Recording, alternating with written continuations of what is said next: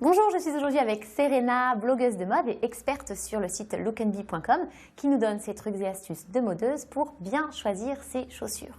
Bonjour, effectivement, aujourd'hui je vais vous parler des chaussures. C'est mon domaine préféré. Mais même si vous êtes comme moi amoureuse de tous ces souliers, on ne peut pas tout porter. Tout dépend en fait de votre morphologie. Donc je vais vous expliquer comment les choisir selon la forme de vos jambes en fait. Par exemple, lorsqu'on a un mollet qui est assez fort, il faut éviter les talons qui sont très fins.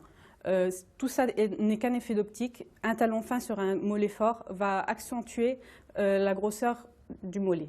Donc il faut préférer un talon qui est plus épais pour respecter l'équilibre et pour que ce soit plus harmonieux lorsqu'on regarde. Les jambes fines par contre peuvent se permettre les talons fins et éviteront les talons très épais comme les gros sabots qui vont donner l'impression que la jeune fille va peiner à lever le pied.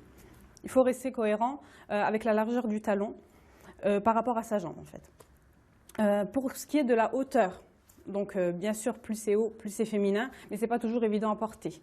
Donc on va commencer pour celles qui n'arrivent pas à marcher avec de très hauts talons, avec un petit talon de 4 à 5 cm ou avec un talon large. Ce qui facilite aussi la démarche, ce sont les patins à l'avant de la chaussure qui vont réduire la cambrure du pied et qui seront plus faciles à porter.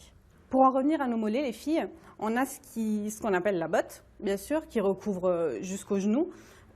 De plus en plus, il existe des modèles réglables pour celles qui ont vraiment un mollet très fort, donc ça c'est l'avantage. Pareil, on évite tout ce qui est bottines dans ce genre qui coupe le mollet et la jambe. C'est pas joli à regarder.